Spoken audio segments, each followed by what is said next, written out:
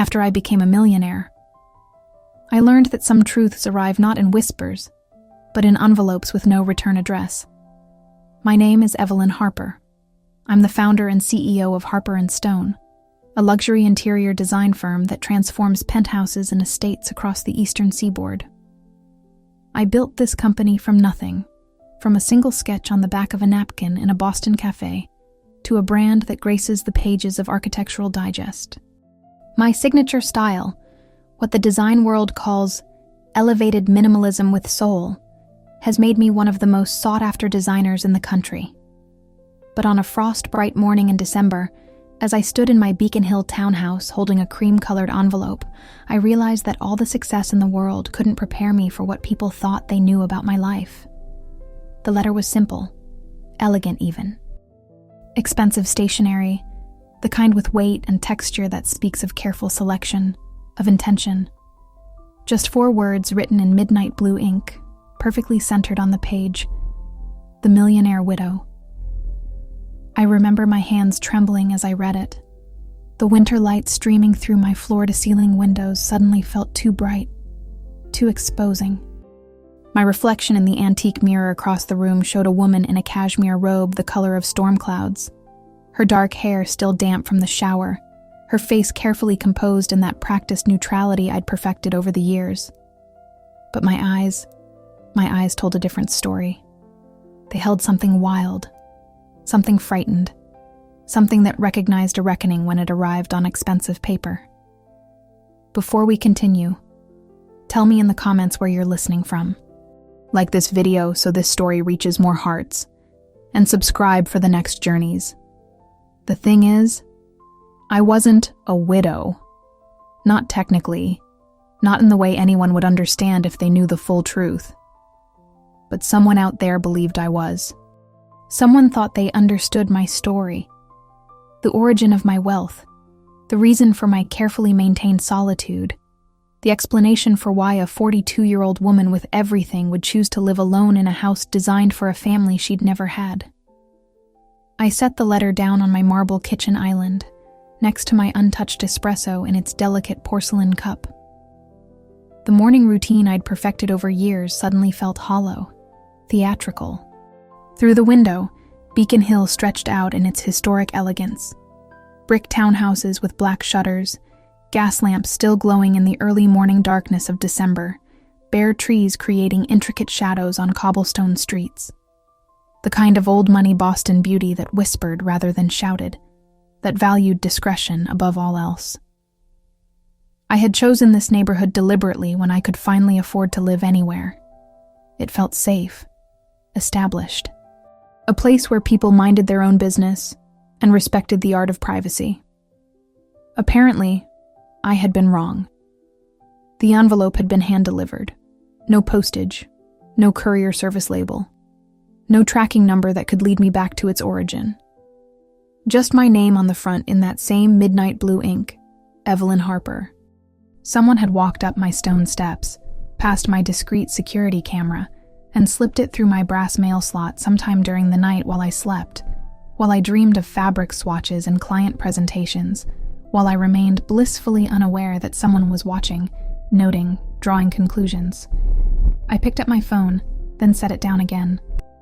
The screen showed 17 unread emails, 3 text messages from Caroline about our afternoon meeting, a reminder about a site visit in Cambridge, normal things, Tuesday morning things. Who would I even call about this? The police? And tell them what? That someone had sent me a mysterious but not technically threatening letter? My assistant, James? He'd worry, ask questions I wasn't ready to answer, questions I'd been avoiding for 3 years. My business partner, Caroline. She already thought I worked too hard, isolated myself too much, turned down too many dinner invitations. This would only confirm her concerns that I was living half a life, that success had somehow hollowed me out instead of filling me up. No, this was mine to handle, mine to understand, mine to unravel in whatever painful way it needed to be unraveled. I walked through my townhouse, my bare feet silent on heated hardwood floors that had cost more than most people's cars. Every room was a masterpiece of my own design, muted grays and creams with unexpected touches of warmth, brass accents that caught the light, textures that practically begged to be touched. Velvet curtains in charcoal, silk pillows in champagne, cashmere throws draped just so, marble countertops with veining like abstract art. I had built a sanctuary, a cocoon of luxury and taste that magazines photographed and clients tried to replicate. But now it felt different, observed, exposed. As if the walls themselves were holding secrets they were finally ready to tell, whether I wanted them told or not. In my study, my favorite room, with its floor-to-ceiling bookshelves and the antique desk positioned to catch the afternoon light, I opened the bottom drawer, the one I never opened when James was here, when Caroline stopped by, when clients came for consultations. Beneath folders of contracts and design proposals, beneath tear sheets from magazines and fabric samples I'd been collecting, was a small leather box the color of cognac. I hadn't opened it in 3 years. Hadn't allowed myself to. My fingers hesitated on the brass clasp. Inside was a photograph. Just one. I'd gotten rid of all the others in a purge that had felt both necessary and devastating. But this one I'd kept. A man with kind eyes and an easy smile, standing on a beach in Martha's Vineyard, the wind pulling at his linen shirt, the ocean behind him that particular shade of blue that only exists in late August. Next to him, a younger version of myself, 39 but looking lighter somehow, less burdened, laughing at something he'd said, my hand reaching toward him but not quite touching, frozen forever in that space between connection and distance. The millionaire widow. Someone knew, or thought they knew. But what they couldn't possibly understand was that the truth was so much more complicated than a simple label, so much more painful than a clean story of loss and moving on. So much more, impossible to explain. I closed the box with a soft click that sounded too loud in the silence. Not yet. I wasn't ready to go there yet. Wasn't ready to remember everything that photograph represented, everything it had cost me, everything I'd chosen and everything I'd lost. But as I stood in my study, surrounded by the evidence of my success, the design awards in their frames, the magazine covers featuring my work, the framed thank you notes from grateful clients whose lives I'd transformed with color and light, I felt the foundation of my carefully constructed life beginning to shift, like a house built on sand finally meeting the tide, like something that had been held together by will alone finally starting to crack. I forced myself through the motions of my Tuesday morning routine, as if the letter hadn't arrived, as if my world hadn't tilted slightly off its axis. This was what I did best. Compartmentalize, focus, move forward with precision and grace, even when everything inside me wanted to stop and unravel. By 9 o'clock, I was dressed in tailored charcoal trousers and a cream silk blouse, my hair pulled back in the low chignon that had become my signature. Diamond studs, simple, classic, inherited from my grandmother. A single gold bangle that caught the light when I gestured during client presentations. The armor of success, carefully assembled piece by piece. James arrived at 9:15 with his usual efficiency, carrying fabric samples for the Newberry Street project and 2 lattes from the cafe around the corner. He was 28, brilliant with spatial planning, and had an uncanny ability to read my moods. "You look tired," he said, setting my latte on the coaster I kept on my desk. "Did you sleep?" "Enough." I smiled the smile I'd perfected, warm but distant, friendly but not inviting further questions. "Tell me about the Chestnut Hill estate. Did the stone samples arrive?" We spent an hour reviewing project timelines, discussing the palazzo marble we'd sourced from Italy, debating whether the library should have brass or bronze fixtures. Normal things, work things, the language of texture and light and transformation that had become my native tongue. But my mind kept drifting to the letter upstairs in my bedroom, hidden now in my nightstand drawer, where I wouldn't have to see it, but couldn't quite forget it. After James left for the Cambridge site visit, I stood at my study window watching Beacon Hill move through its elegant Tuesday rhythm. A woman in Burberry walking two small dogs. A young couple pushing a stroller, their breath visible in the cold December air. A delivery van double parked, hazard lights blinking. Life continuing as it always did, indifferent to the small earthquakes happening behind closed doors. My phone buzzed. Caroline. Lunch before our 2 o'clock? Her text read, "That new place in Back Bay everyone's talking about?" I stared at the message, my thumb hovering over the keyboard. Caroline had been my business partner for 5 years, the financial genius behind Harper & Stone's expansion. She knew me better than almost anyone, which meant she knew exactly how much she didn't know. She'd stopped asking about my personal life 2 years ago, after one too many deflected questions, one too many declined invitations to dinners with her husband's single colleagues. "Can't today," I typed. "Client crisis. Tomorrow?" The lie came easily. Too easily. I made myself a salad I didn't eat, answered emails I barely read, reviewed design boards for a penthouse overlooking Boston Harbor that needed to feel both modern and warm, sophisticated and livable. The client was a tech entrepreneur who'd sold his company for an obscene amount of money and wanted his new home to reflect both his success and his humanity. I understood that impulse intimately. The desire to prove that wealth hadn't made you cold, that you could surround yourself with beautiful things and still remain somehow real. At 2 o'clock, my phone rang. Unknown number. I almost didn't answer. "Evelyn Harper?" A woman's voice, older, with the particular accent of old Boston money. Brahmin vowels, careful enunciation. "Speaking. This is Margaret Winters. I don't know if you remember me." The name hit me like cold water. Margaret Winters, the realtor who'd sold me this house 3 years ago. More than that, she'd been the one who'd helped me find it, who'd understood when I said I needed something specific, something safe, somewhere I could begin again without explaining what I was beginning again from. "Of course I remember. How can I help you?" A pause.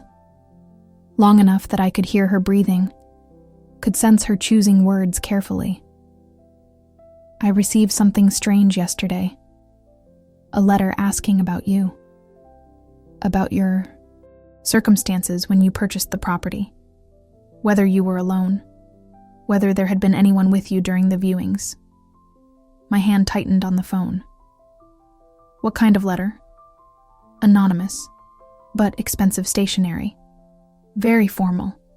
It felt less like a threat and more like research, like someone building a story." Another pause. I didn't answer it, obviously. Client confidentiality, but I thought you should know. "Evelyn, is everything all right?" "Everything's fine," I said automatically. "Thank you for letting me know. If you receive anything else, I'll call immediately. And Evelyn, be careful. This city is smaller than it looks. People talk." After she hung up, I sat in my study as the winter afternoon light began to fade, painting my cream walls in shades of gold and shadow. Someone wasn't just watching, they were investigating, building a narrative about my life, about how I'd become who I was, about the story behind the success. I pulled out my laptop and did something I hadn't done in months. I searched my own name. Pages of results appeared. Design magazine articles, awards, client testimonials, a TED Talk I'd given about creating spaces that heal, photographs of me at charity events, always alone, always smiling that same careful smile, always dressed in my signature muted elegance. Then I found it. A Society blog post from 2 weeks ago about Boston's most successful single women. My photo, along with a caption, "Evelyn Harper, the mysterious founder of Harper & Stone, whose rapid rise to design royalty came just 3 years ago, funded by sources she's never publicly discussed. Some whisper about a lucrative divorce. Others suggest a family inheritance. Harper herself remains enigmatic, declining all personal interviews and maintaining an almost monk-like privacy, unusual in an industry that typically thrives on personality. I read it 3 times, each word feeling like a small invasion. They were guessing, speculating, creating stories to fill the silence I'd deliberately maintained. But one thing was clear. Someone had read this post and decided to dig deeper. Someone wanted to know not just about my success, but about what had funded it. About where a 42-year-old interior designer had found the capital to launch a luxury firm that had grown so quickly, so successfully. About why I lived like a widow without actually being one. I closed my laptop and walked to the kitchen, poured myself a glass of wine I wouldn't drink, watched the street lamps flicker on across Beacon Hill. In every window I could see, there were lives being lived, couples cooking dinner together, families gathering around tables, the warm glow of ordinary happiness that looked, from the outside, so simple, so uncomplicated. My phone buzzed again. Another text from Caroline. "You're avoiding me. What's wrong?" I typed and deleted 3 different responses before settling on. "Just tired. I promise I'm fine." But I wasn't fine. Someone was circling my carefully constructed life, looking for cracks, for entry points, for the truth I'd buried under 3 years of success and silence and strategic solitude. And the terrifying thing was, I wasn't sure what they'd find if they dug deep enough. I wasn't sure what version of the truth they'd uncover, or whether it would be anywhere close to the actual story, the real story, the one that started not with death, but with something so much harder to explain. I looked at the photograph again, the one I'd put back in its leather box but couldn't quite put away. The man with kind eyes. The younger version of myself reaching toward him. What they couldn't see in that photograph, what no letter could possibly reveal, was that he hadn't died. He'd simply chosen differently. And somehow, that had made me a different kind of widow. The kind nobody had words for. The kind that made millions while mourning something nobody else could see. By Wednesday morning, I'd convinced myself the letter was an isolated incident. A strange moment that would fade into nothing if I simply refused to give it power. I'd built an empire on the principle that you could design your way out of almost anything. Transform a dark room with the right light. Make a cold space warm with texture and intention. Surely I could do the same with this. But when I arrived at our offices in the South End, a converted warehouse with exposed brick and 20-foot ceilings that Caroline had found, and I had transformed into a showcase of our aesthetic, there was another envelope waiting on my desk. Same cream stationery, same midnight blue ink, same absence of return address. This one said, 3 years ago, you had nothing. Then suddenly everything. What changed, Evelyn? My assistant hadn't arrived yet. The office was silent except for the hum of the heating system and my own breathing. Too fast, too shallow. I sat down at my desk, a custom piece I'd designed myself, walnut with brass inlay, and forced myself to think clearly. Someone had access to our office building, or knew our delivery schedule, or had simply walked in during business hours yesterday and left this on my desk among the fabric swatches and paint chips and design proposals. It would have been easy. We prided ourselves on being welcoming, on having an open-door policy for clients and vendors. I pulled out my phone and called our building manager. "Can you send me security footage from yesterday? All entrances, full day." "Everything okay, Ms. Harper?" "Just being cautious." I spent the next hour watching grainy footage on my laptop. Dozens of people coming and going, clients, delivery people, a catering company setting up for the architecture firm on the 3rd floor. Too many faces, too many possibilities. And most of them knew how to avoid the cameras, moving through blind spots with the easy confidence of people who belonged. Caroline arrived at 9:30, elegant as always in navy and pearls, carrying the confidence of someone who'd never had to question whether she deserved her success. "You look terrible," she said, setting her bag down and studying me with the directness that made her such a good business partner. "What's going on?" "Didn't sleep well. Evelyn." She pulled up a chair, sat across from me with that particular expression that meant she wasn't going anywhere until I talked. "I've known you for 5 years. You don't sleep well most nights. This is something else." I looked at her. This woman who'd believed in me when Harper & Stone was just an idea, who'd helped me navigate contracts and investors and the terrifying logistics of growth. She deserved honesty. But honesty required explanations I'd spent 3 years avoiding. "Have you ever felt like your whole life is built on something fragile?" I asked finally. "Like one wrong question could make everything collapse?" Her expression softened. "What happened 3 years ago, Evelyn, before we met?" There it was. The question she'd never quite asked directly, though I'd seen it in her eyes dozens of times. The gap in my history that I'd carefully stepped around, filled with vague references to starting over and new chapters, without ever explaining what I was starting over from. "It's complicated," I said. "It always is." She reached across the desk, her hand stopping just short of touching mine. "You know you can trust me, right? Whatever it is." But could I?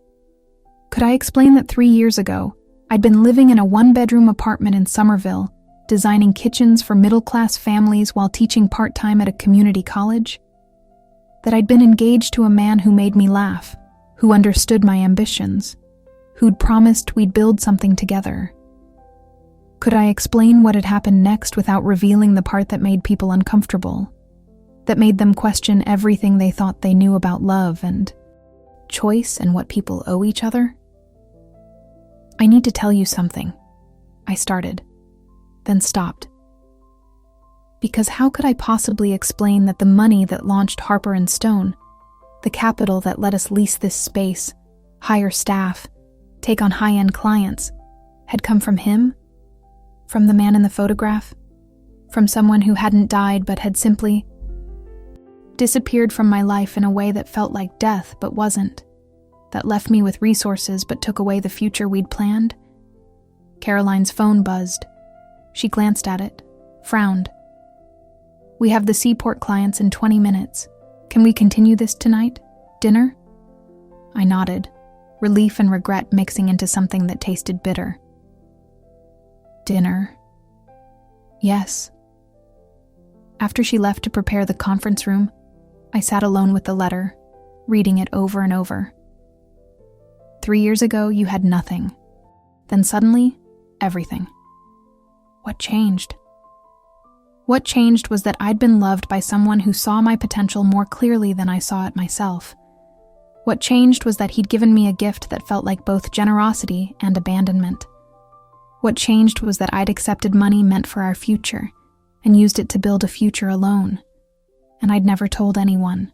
Not Caroline, not James, not the business reporters who interviewed me about my meteoric rise, and not the design magazines that called me an overnight success. I'd let them all believe in some vague family inheritance, some mysterious windfall, because the truth was too complicated, too painful, too wrapped up in questions I didn't know how to answer. My phone buzzed. A text from a number I didn't recognize. "Check your mailbox at home." My hands went cold. I left the office, made an excuse to Caroline about a client emergency, and drove back to Beacon Hill faster than I should have. The December afternoon was gray and heavy with the threat of snow, the kind of weather that made Boston feel small and close, like the city was holding secrets in its narrow streets. There was no envelope in my mailbox, but taped to my front door, where anyone walking past could see it, was a photograph. Not the photograph. A different one. It showed me and him, 3 years ago, sitting in a cafe in Cambridge. I remembered that day. He just told me about his plan, about the money he wanted to give me, about how he believed in my talent, even though I was terrified to take such a risk.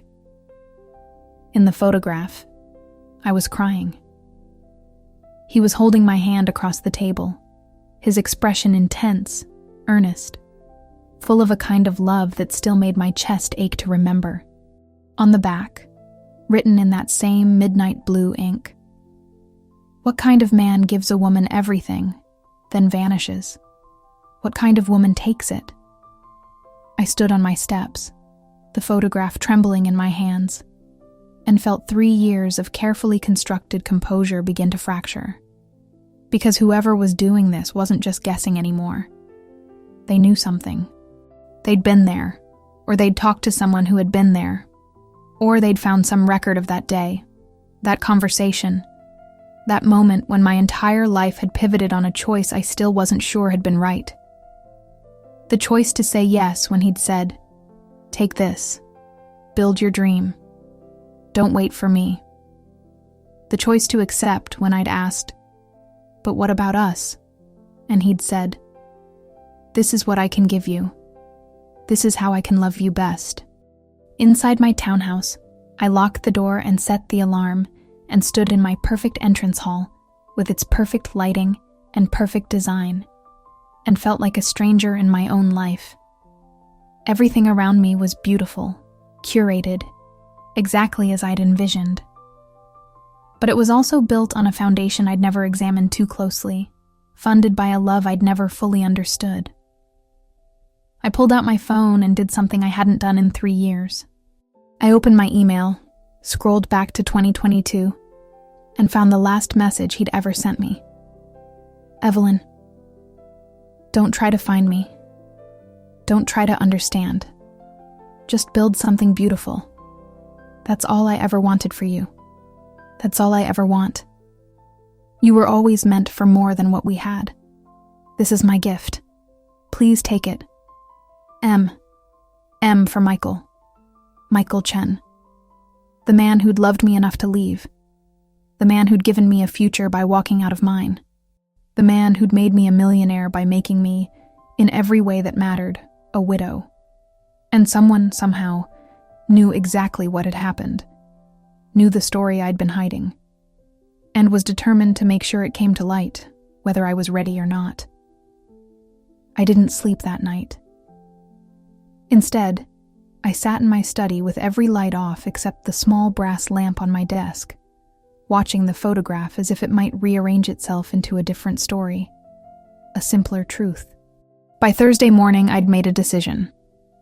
I needed to find Michael. It had been 3 years since that email. 3 years of silence, of honoring his request not to look for him, of accepting his gift and his absence as 2 sides of the same complicated coin. But whoever was sending these letters had somehow traced the thread of our story, which meant there was a trail, which meant he could be found. I called a private investigator from my car, parked 2 blocks from my office because I couldn't bear to have this conversation anywhere I might be overheard. "I need to find someone," I told her, discreetly. Rachel Morse had been recommended by a client whose husband had hidden assets during their divorce. She was thorough, professional, and expensive, all qualities I needed right now. Name: Michael Chen. Last known address was Cambridge, Massachusetts, 3 years ago. Relationship? I hesitated. Former fiancé. "And you haven't had contact in 3 years?" He asked me not to look for him. A pause. "But now you are. Now I don't have a choice." I sent her everything I had. The few photographs I'd kept, his last email address, the name of the tech company where he'd worked before he left. It wasn't much. Michael had been deliberate about his disappearance, methodical in the way he'd severed all our connections. The office felt wrong when I finally walked in. James was arranging fabric samples for a client presentation, but he looked up with concern when he saw my face. "Ms. Harper, are you—" "I'm fine. Is Caroline here yet?" "Conference call. She said she'd be free by 11. I locked myself in my office and tried to work, tried to focus on the Beacon Street renovation that needed decisions about crown molding and paint colors, and whether the dining room should have a chandelier or recessed lighting. But my mind kept returning to that cafe in Cambridge, to Michael's face across the table, to the way he'd looked at me when he'd said those words that had changed everything. "I'm sick, Evelyn." That's how it had started. Not with dying, but with the possibility of it. A diagnosis that meant uncertainty, treatment, years of potential decline. We'd been engaged for 6 months, planning a small wedding for the following spring, talking about buying a house together, starting a family, building the kind of life I'd always wanted, but never quite believed I deserved. How sick. The kind where I can't promise you a future, the kind where asking you to stay would be selfish. I'd argued. Of course I'd argued. Told him we'd face it together, that love meant choosing each other even when things were hard, especially when things were hard.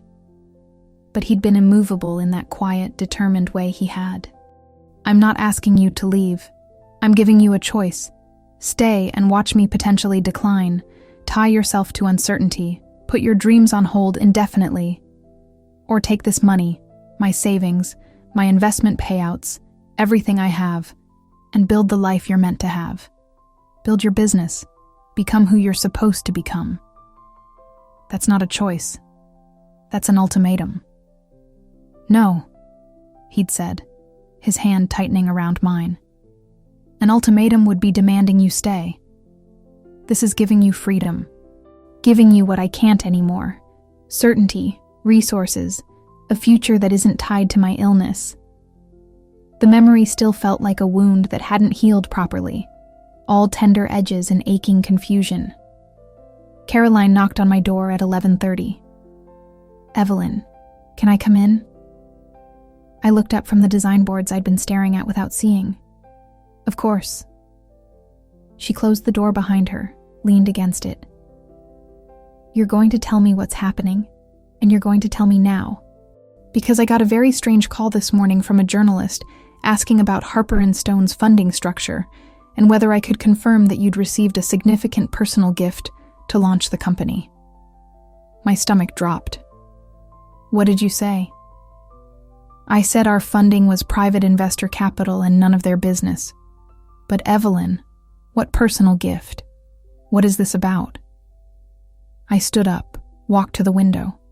From here, I could see the South End spreading out below, the Victorian brownstones and trendy restaurants, and the life I'd built in this neighborhood, this city, this version of myself.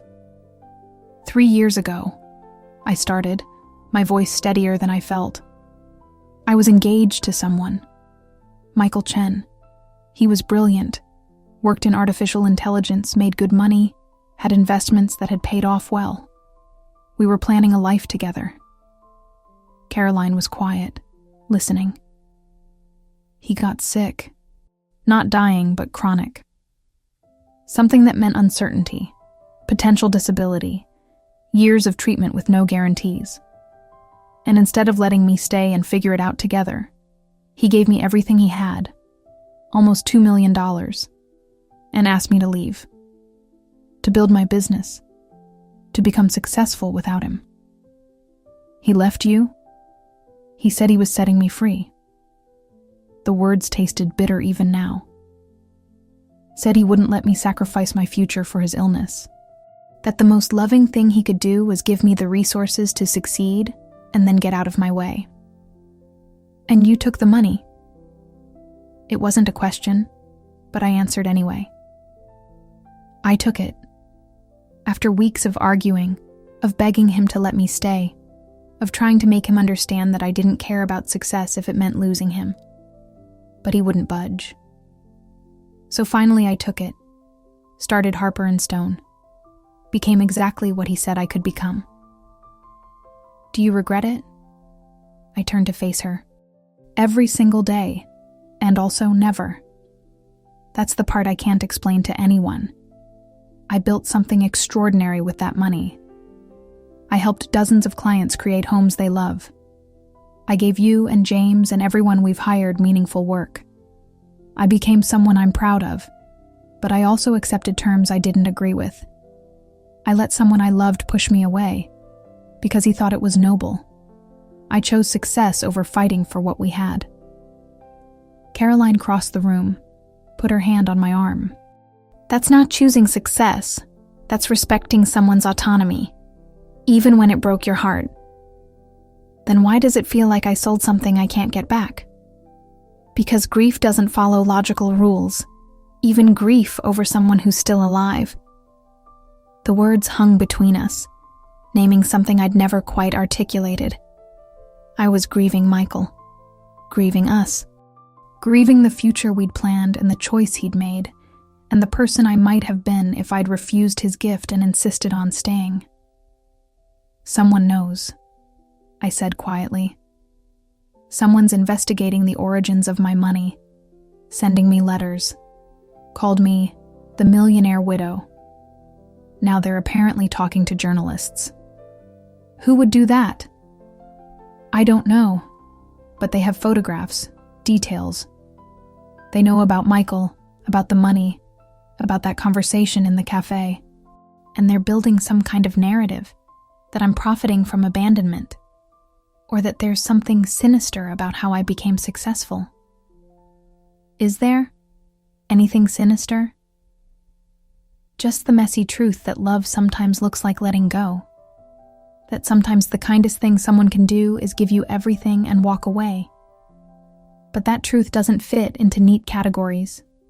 It makes people uncomfortable, makes them question what really happened, what I really did to deserve this success. My phone buzzed. A text from Rachel, the investigator. Found something. Can you meet? I showed Caroline the message. She read it, then looked at me with an expression I couldn't quite decipher. What do you want to happen here, Evelyn? Really? I want to know he's okay. That he didn't sacrifice himself for nothing. That somewhere out there, he's living a life that's worth the one we gave up. And if he's not? That was the question I'd been avoiding for 3 years. The possibility that Michael's grand gesture had been based on a prognosis that never materialized, a future that never came, a sacrifice that hadn't actually been necessary. The possibility that we'd both lost everything over uncertainty that had resolved itself in ways we'd never know about because we'd made promises not to look back. Then I need to know that too, I said finally. Rachel Morse's office was in a nondescript building in downtown Crossing, the kind of place you could walk past 100 times without noticing. Professional anonymity. I appreciated that. She was younger than I'd expected, maybe 35, with sharp eyes and the efficient manner of someone who'd seen every variation of human complication and stopped being surprised by any of it. Coffee? She offered, gesturing to a chair across from her desk. Just information. She smiled slightly at that, opened a folder. Michael Chen, age 45, former AI researcher at Tech Vision Labs in Cambridge. You're right that he disappeared 3 years ago. Quit his job, sold his condo, closed most of his social media accounts, but he didn't vanish completely. My heart was beating too fast. Where is he? Portland, Maine. He teaches computer science at a small private college, lives in a modest house near the water, volunteers at a community center on weekends. She slid a photograph across the desk. It was recent. I could tell by the gray in his hair, the lines around his eyes that hadn't been there 3 years ago. He was standing on a dock, wearing a heavy jacket, looking out at the water. He looked peaceful, healthy. Not sick, not declining, not any of the things he'd feared when he'd made me take his money and leave. He looks fine, I said, my voice barely above a whisper. According to medical records I probably shouldn't have accessed. He is fine. The condition he was diagnosed with went into remission about 18 months ago. Full remission. He's on maintenance medication, but his prognosis is excellent. The floor felt like it was tilting beneath me. 18 months ago. Yes. And he never reached out, never told me. Rachel's expression softened slightly. There's something else you should know. He's been following your career. Has alerts set up for Harper and Stone. Saves articles about you. There's a whole folder on his computer. I'm not proud of how I accessed it, but you're paying me to be thorough. He's been watching me. More like staying connected from a distance, making sure you succeeded, that you became what he believed you could become. I sat back in the chair, trying to process this. For 3 years, I'd imagined Michael somewhere suffering, sacrificing, living out the difficult future he'd been trying to spare me from. The idea that he'd been fine, healthy, stable, teaching and volunteering and living a quiet life by the ocean, while I'd built an empire on the foundation of his absence, felt like a betrayal I didn't have words for. There's one more thing, Rachel said carefully. Someone else has been investigating him. Started about 3 weeks ago. Different investigator, but asking similar questions. Following the same trail. Who hired them? I don't know yet. But whoever sent you those letters, they're not guessing. They have professional help. I drove back to Boston in a fog, barely seeing the highway, the other cars, the gray December landscape blurring past. My phone rang twice, Caroline, then James, but I couldn't bring myself to answer. I needed to think, needed to understand what this meant. Michael was fine, had been fine for 18 months, had chosen to stay away even after the reason for leaving had disappeared, had watched me from a distance, tracking my success like some kind of ghost haunting my achievements. By the time I reached Beacon Hill, the winter sun was already setting, painting the brick townhouses in shades of gold and shadow. I parked, sat in my car for a long moment, then finally went inside. There was another envelope waiting. Of course there was. This one contained a printout of an article from a medical journal, certain passages highlighted. A case study about patients with Michael's condition, about remission rates, about how many people recovered fully and lived normal lives. Attached was a note. He's been fine for over a year. Did you know? Or have you been too busy enjoying his money? The cruelty of it took my breath away. Not because it wasn't fair. Fairness had nothing to do with it. But because it articulated the guilt I'd been carrying for 3 years, the question I'd asked myself in every quiet moment. Was I profiting from someone else's pain? Had I built my success on the back of Michael's sacrifice? But now, with this information, the question became even more complicated. Had Michael sacrificed anything at all? Or had he simply wanted a graceful exit from our relationship, and his illness had provided the perfect excuse, one that made him look noble instead of simply unwilling to commit? I couldn't believe that. Wouldn't believe that. The Michael I'd known had loved me. I was certain of it. Wasn't I? My phone rang. Unknown number. I answered without thinking. Evelyn Harper? Yes. This is Dr. Sarah Chen, Michael's sister. I think we need to talk. The world tilted again. I'd never met Michael's sister. He'd been private about his family, said they were distant, complicated. I'd assumed that meant they weren't close. How did you get my number? My brother gave it to me, years ago. Said if anything ever happened, if I ever needed to reach you, I should. A pause. I'm the one who's been sending the letters. I sat down heavily on my stairs. Why? Because I needed to know if you were worth it. If what he gave up for you actually mattered. If you deserved the sacrifice he made. He didn't sacrifice anything, I said, my voice sharper than I'd intended. He recovered. He's fine. He's been fine. You don't understand. Her voice cracked slightly. He didn't leave you because he was sick.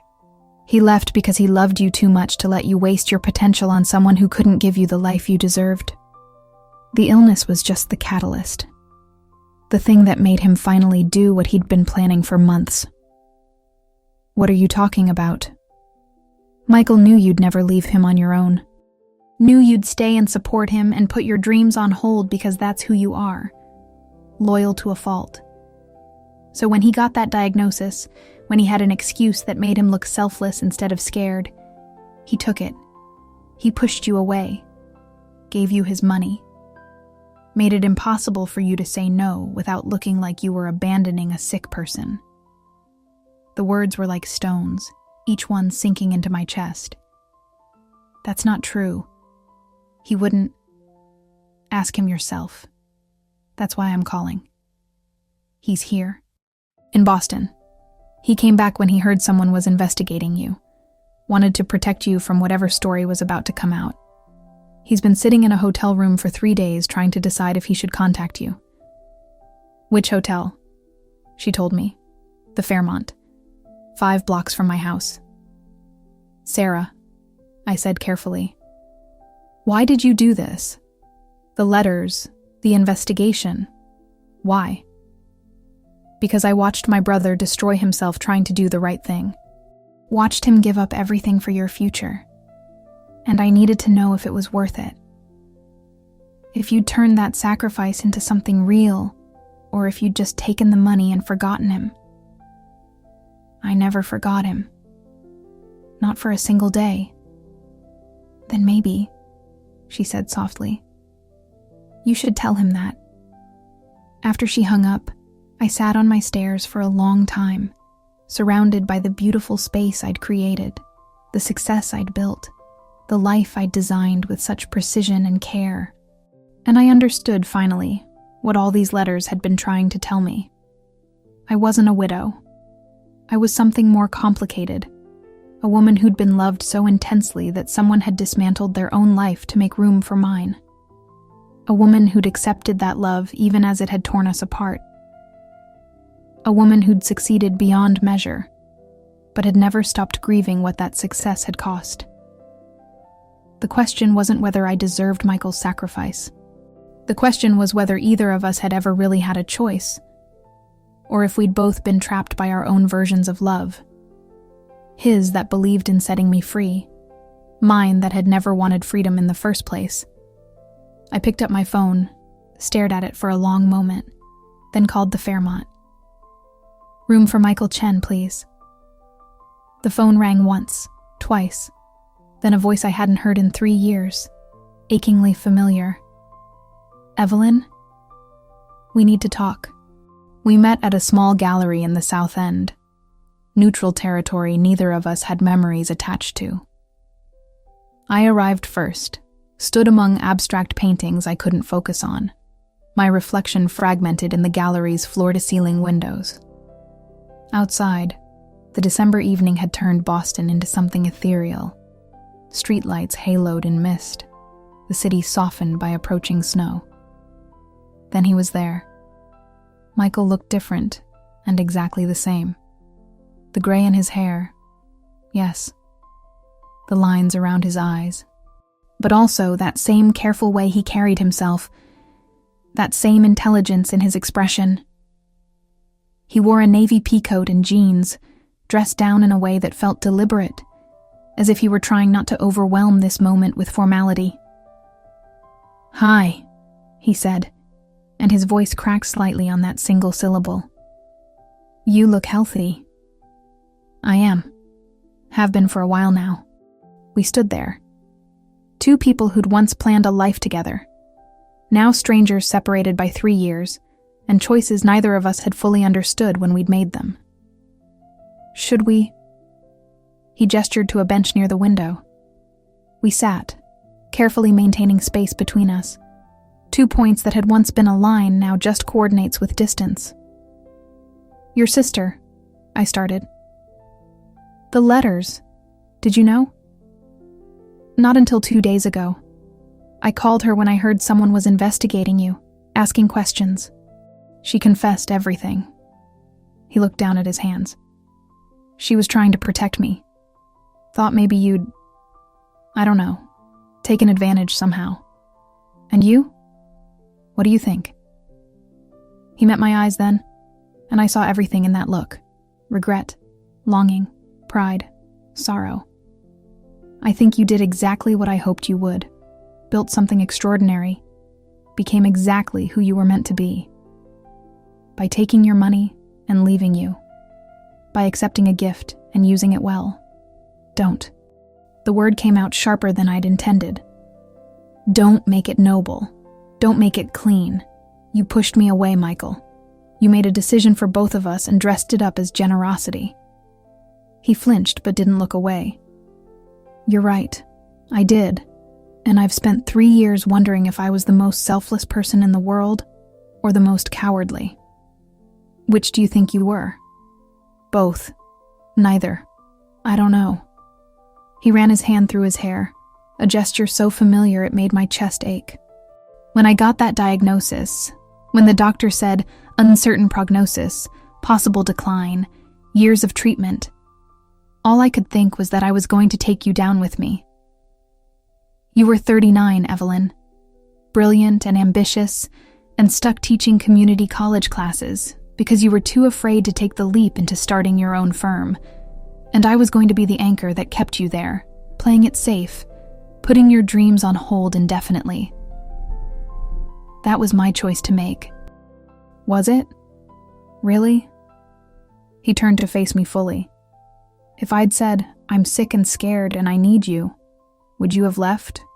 Would you have taken my money and built your business while I suffered alone? No, of course not. Exactly. You would have stayed, postponed everything, become my caretaker instead of the designer you were meant to be. And maybe I would have recovered, which I did, but by then years would have passed. Your moment would have passed.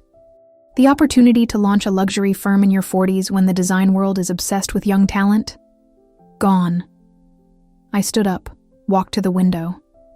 Outside, the first snow had started falling, delicate flakes that looked almost too perfect to be real. So you played God, decided what was best for both of us. I gave you a choice. You gave me an impossible situation and called it a choice. I turned back to him. Take the money and leave the man I loved, or stay and feel guilty forever for holding him back. That's not a choice, Michael. That's emotional manipulation dressed up as sacrifice. He stood too, crossed to where I was standing. Closer now, close enough that I could see the small scar on his jaw from a hiking accident years ago, could smell the same subtle cologne he'd always worn. You're right. You're absolutely right. And I've tortured myself with that for 3 years. But Evelyn, look at what you built. Harper and Stone. Your reputation. The homes you've transformed. Would any of that have happened if I'd let you stay? We'll never know, will we? That's the thing about the choices you took away. We'll never know what we could have figured out together. I watched you, he said quietly. Every article, every award, every interview.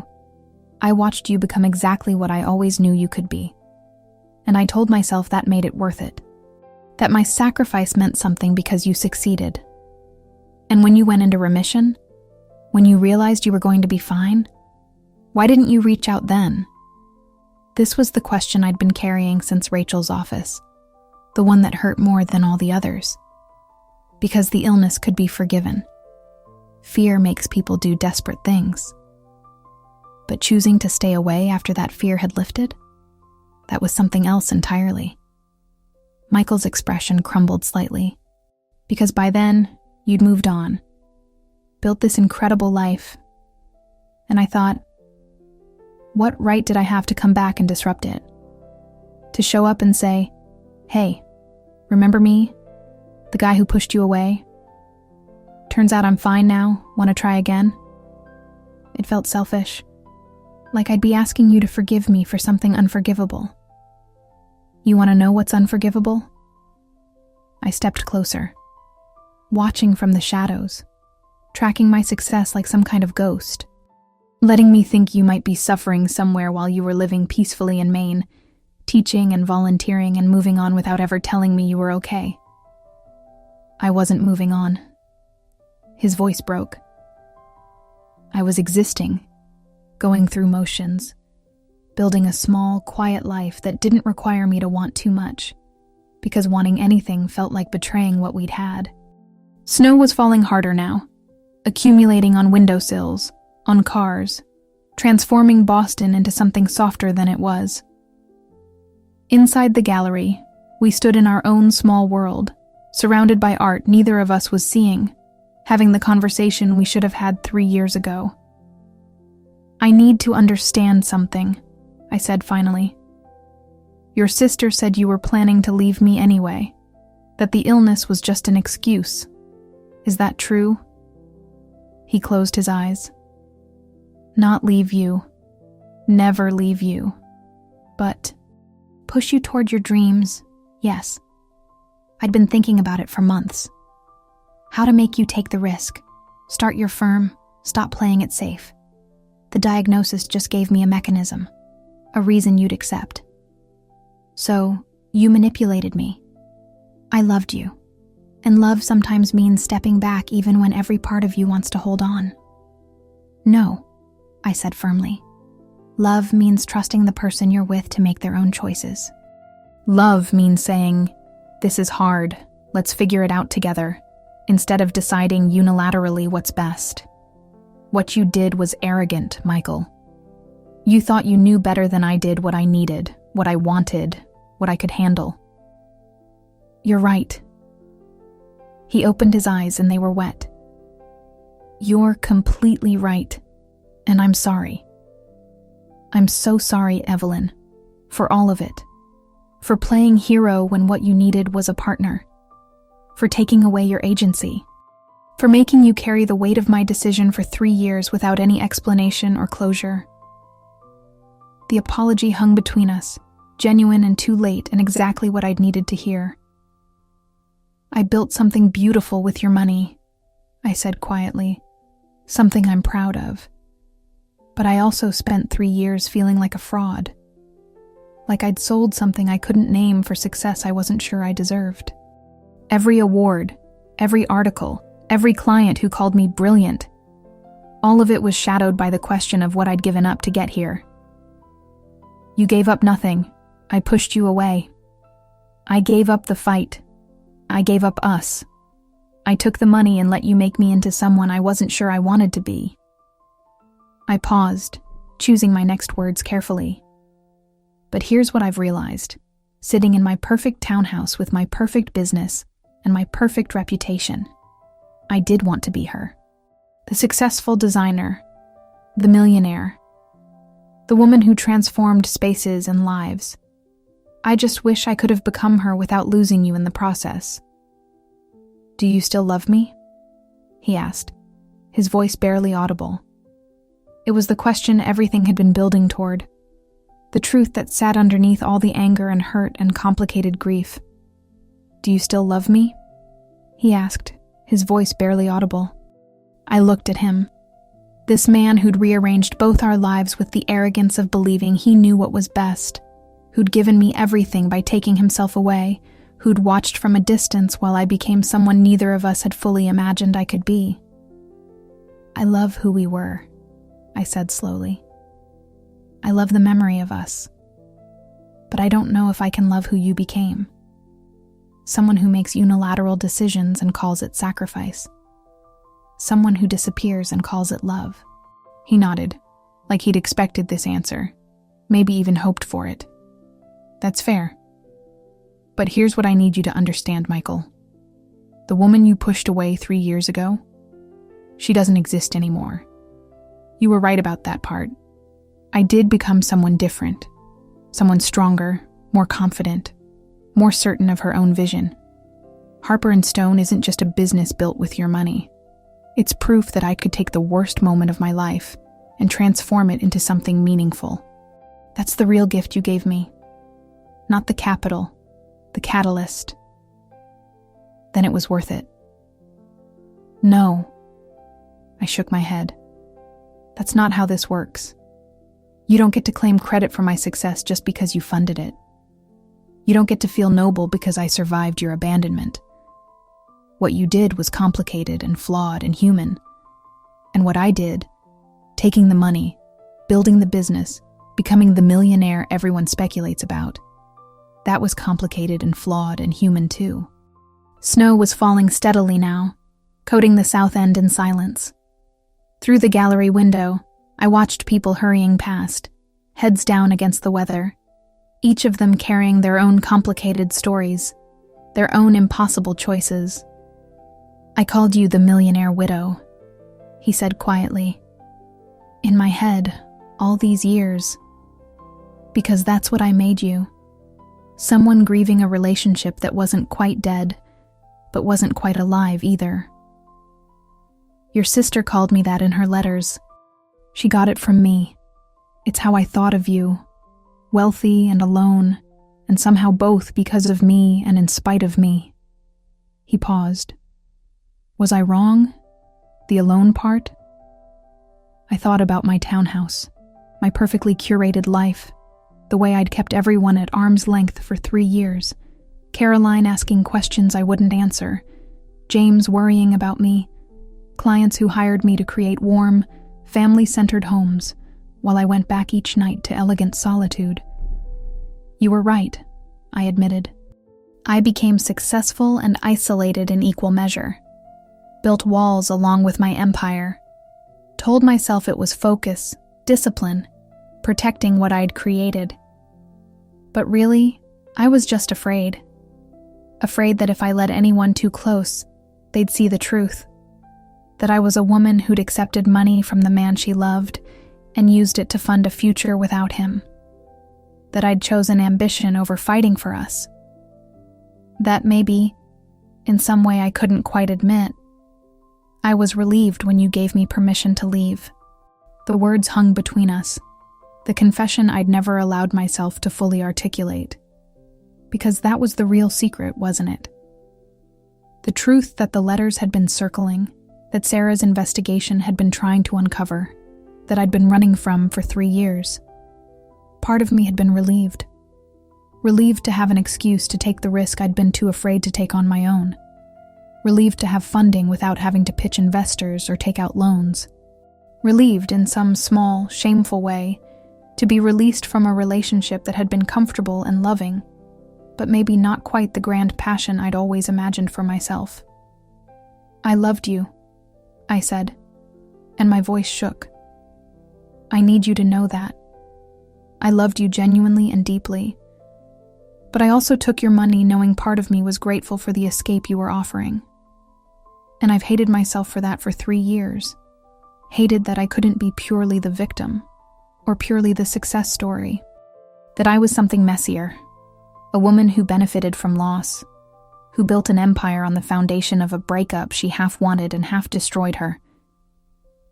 Michael reached out, stopped just short of touching my hand. Thank you for telling me that. For being honest. Is that why you stayed away? Even after you recovered? Because you knew somehow that I'd needed the push as much as you needed to give it? Maybe.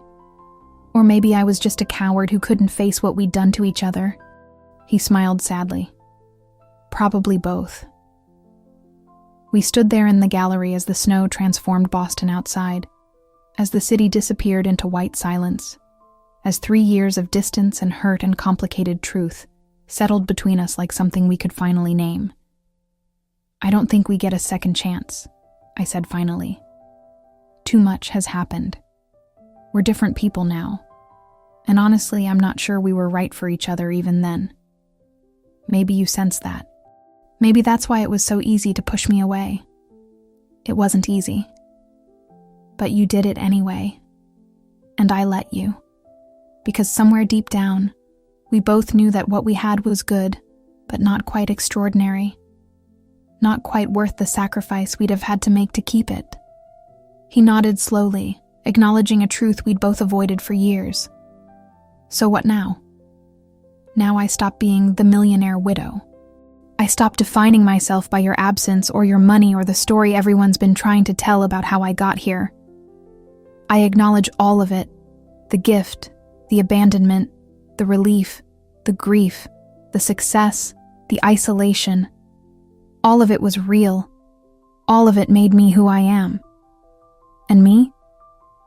I looked at him. This man who'd loved me enough to leave and not enough to stay, who'd given me everything and taken away my choice, who'd been both catalyst and obstacle, both gift and wound. You get to stop watching from a distance. Stop tracking my success like proof that your sacrifice mattered. Build your own life. Find your own extraordinary. And if you're very lucky, find someone who makes you want to stay, even when leaving would be easier. Will you be okay? I've been okay for 3 years. Better than okay. I'll be magnificent. I smiled, and it felt genuine for the first time in this whole conversation. That's what you never quite understood, Michael. You thought you were giving me permission to succeed. But I would have found my way eventually. Maybe slower, maybe differently. But I would have gotten here. Your money accelerated the timeline. It didn't create the destination. He stood there, processing this, and I watched him let go of the narrative he'd been carrying, that he was the architect of my success, the noble figure who'd sacrificed himself for my future. Watched him realize that he'd been, at most, a supporting character in a story that had always been mine. Goodbye, Evelyn. Goodbye, Michael. He left first, walking out into the snow, and I stayed in the gallery watching through the window as he became just another figure moving through the Boston evening, getting smaller and smaller until he was gone. 3 weeks later, on a January morning sharp with cold and possibility, I sat in my office with Caroline, reviewing plans for our biggest project yet, an entire boutique hotel in Newbury Street that would showcase everything Harper & Stone had become. You seem different, Caroline said, studying me over her coffee. Lighter somehow. I talked to someone, from my past, worked some things out. The money? The money. The choices. All of it. I paused. I want to tell you the whole story sometime. Not because I owe you an explanation, but because you've been more than a business partner. You've been a friend. And friends should know the complicated truths. I'd like that. She smiled. But Evelyn, whatever happened, whatever choices you made, you built this. Not the money. Not some man's sacrifice. You. Your vision, your talent, your work. Don't ever forget that. That evening, I walked through my Beacon Hill townhouse as the winter sun set, painting everything in shades of gold. I walked through rooms I'd designed with such care, such precision, such determination to prove that I could create beauty out of loss. And for the first time in 3 years, I didn't feel like a fraud or a widow or someone living half a life. I felt like exactly who I was, a woman who'd been given an impossible choice and made the best of it. A woman who'd taken money that felt like both gift and curse and transformed it into something meaningful. A woman who'd grieved and succeeded in equal measure, who'd isolated herself and then learned to open up again, who'd made mistakes and survived them. I pulled out my phone and texted James. Tomorrow, let's start interviewing for 2 new designers. It's time to expand. Then I texted Caroline. Dinner Friday? My place. I'll cook and talk. And finally, I opened my laptop and started writing an email to a journalist who'd reached out months ago, asking about my story, my success, my journey. An email I'd ignored then, but was ready to answer now. Dear Ms. Rodriguez, yes, I'll do the interview, but on one condition. We tell the whole truth, not the easy version, the complicated one. Outside my window, Beacon Hill settled into evening, lights coming on in windows, people returning home, the ordinary magic of a city at rest. And somewhere in Maine, Michael was presumably doing the same thing, living his quiet life, maybe thinking about me, maybe not. It didn't matter anymore, because I wasn't the millionaire widow. I was Evelyn Harper, designer, CEO, founder. A woman who'd taken someone else's money and someone else's decision and someone else's idea of what she should become and transformed it all into something entirely her own. And that, I'd finally realized, was the real revelation. Not how I became a millionaire, but who I became in spite of it, and because of it, and through it all. If this story touched you, leave your rating from 0 to 10 in the comments and subscribe for the next journey.